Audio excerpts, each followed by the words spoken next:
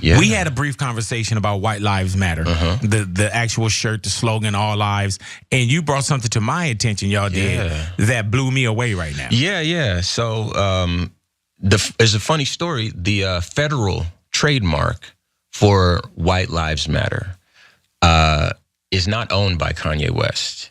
At present, it is owned by Civic Cipher LLC. And Civic Cipher is? Us, me and Q. Yes. How did that happen? So let me tell you. So there's an individual who is based in Arizona that had the foresight to procure the trademarks, the federal trademarks, for the benefit of Black and brown people, so that other folks wouldn't profit off of it. And this person knows about what Q and I are doing. This person trademarked White Lives Matter and submitted the application for All Lives Matter as well. So we're still chasing that one up, but White Lives Matter has come back. It's an idea that I wish I had thought of. These two radio hosts from Phoenix, Quinton Ward and Ramses Ja, have been given, as you saw them explain there, trademark rights to White Lives Matter and All Lives Matter by a fan of their show, so that when someone like Kanye West and Candace Owens decide to try to capitalize and make some money off of such hateful messages, that if anybody does decide to do that, guess who gets the money? Here's first off, you guys know this. Here's an image of them, Candace and her buddy Kanye. I'm sorry, Candace and Ye hanging out with their favorite shirts on, as we saw them fashion them for Fashion Week, showing them off for everyone to buy. Except where would that money go? We also talked about how they dropped those shirts off on Skid Row because no one was buying those damn things, or actually they were getting a lot of negative attention. But still, maybe some hateful people would spend their money on it. This is how it all went down though. Let's go to graphic 3 here, you guys. The hosts, as they mentioned, were gifted this intent to use trademark from a longtime anonymous listener of their show, Civic Cipher.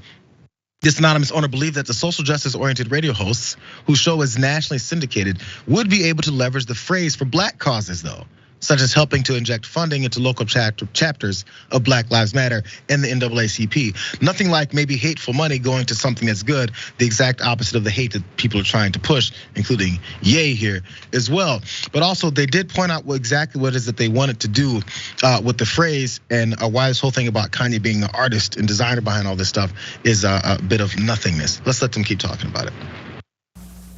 Well, at present, we plan to do nothing.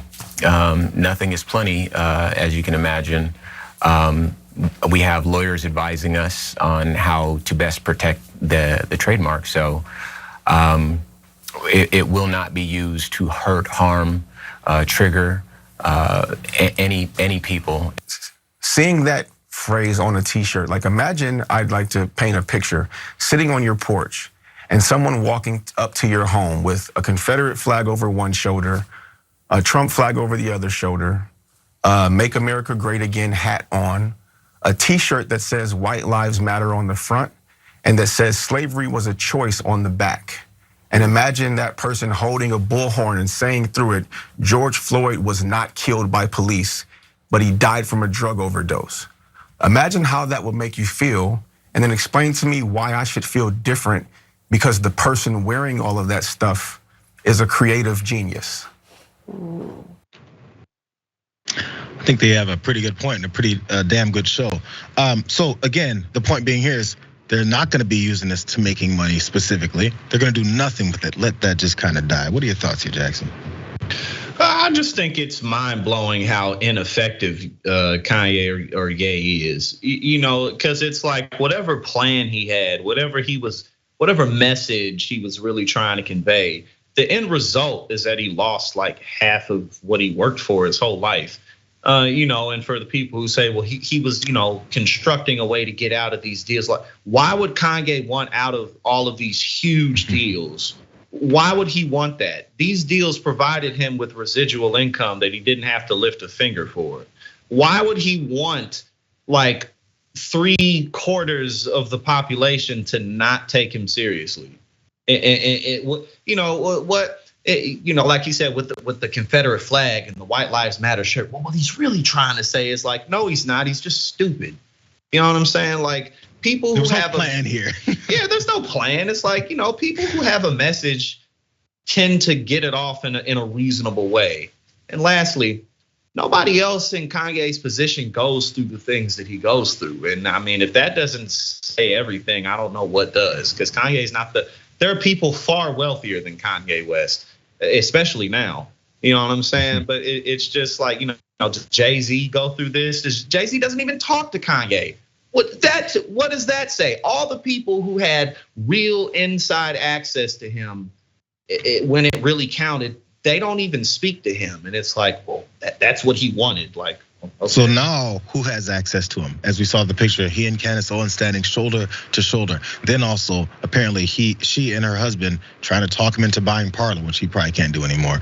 And any of that happening, those are now the buddies. I've said it 2 or 3 other times before when we've talked about Kanye, but we're gonna find out as all this continues to crumble around him, who will still be standing next to him. Do you think it's gonna be Candace Owens? Do you think it's gonna be Candace Owens? Let's wait and find out.